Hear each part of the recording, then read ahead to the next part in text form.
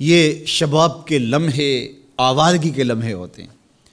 انسان کنٹرول نہیں کر پاتا، لیکن اگر اللہ کا خوف اس کے سینے میں ہو،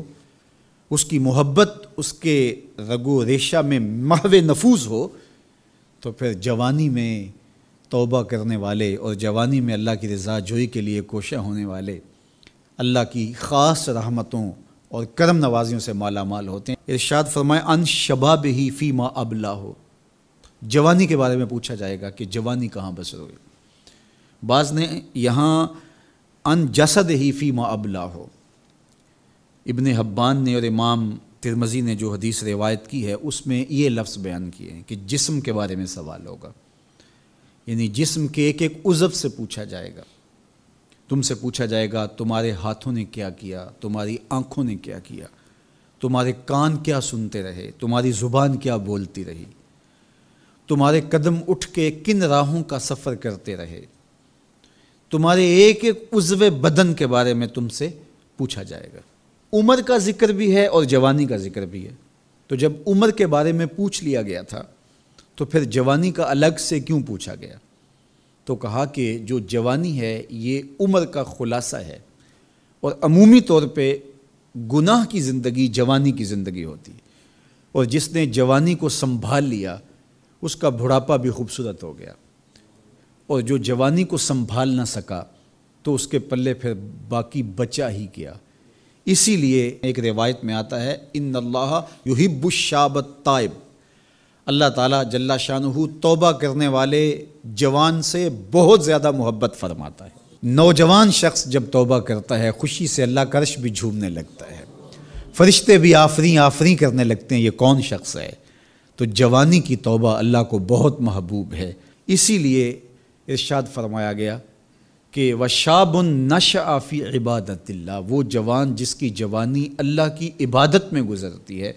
کل قیامت کے دن جب کوئی سایہ نہیں ہوگا اللہ اس جوان کو اپنے عرش کا ٹھنڈا سایہ عطا فرمائے گا۔ تو جوانی کو سنبھال کے رکھنا، یہ پوچھا جائے گا کہ تو نے جوانی کیسے گزاری۔ دعا کرو کہ قیامت کے دن جب ہم سے سوال ہو تو ہمارے جوان اس کا جواب یہ دے مالک ہماری جوانی سجدوں میں گزری تھی، ہماری جوانی تیرے دین کی نوکری کرتے ہوئے بسر ہوئی، ہماری جوانی قرآن کی دعوت دیتے ہوئے گزری، ہماری جوانی کتاب اللہ کی تعلیم حاصل کرتے ہوئے اور لوگوں تک اس کا ابلاغ کرتے ہوئے بسر ہوئی، ہماری جوانی شرم و حیا کے دائروں میں بسر ہوئی، ہماری جوانی تیرے ذکر میں، تیری یاد میں، تیری محبت میں بسر ہوئی۔ تو وہ جوان جس کی جوانی اللہ کی یاد میں بسر ہوئی ہوگی تو پھر وہ اللہ کو عرض کرے گا کہ مالک جوانی تو تھی، شباب کی جولانیاں تو تھیں، میرے معاصر میرے ہم عمر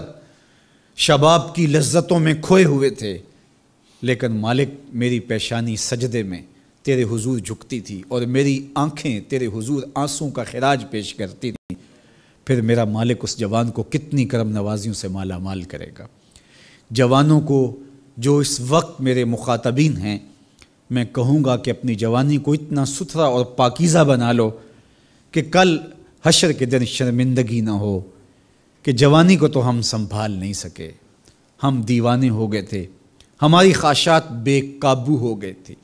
ہم اپنی عصمت کے جوہر کو محفوظ نہ رکھ پائے، ہماری نظروں سے حیا اور شرم کا جوہر اڑ گیا اور ہم آوارہ مزاج چوکوں گلیوں بازاروں اور تھڑوں کے اوپر بیٹھ کے جوانی کے قیمتی لمحے ضائع کیے۔ کہیں یہ جواب نہ دینا پڑے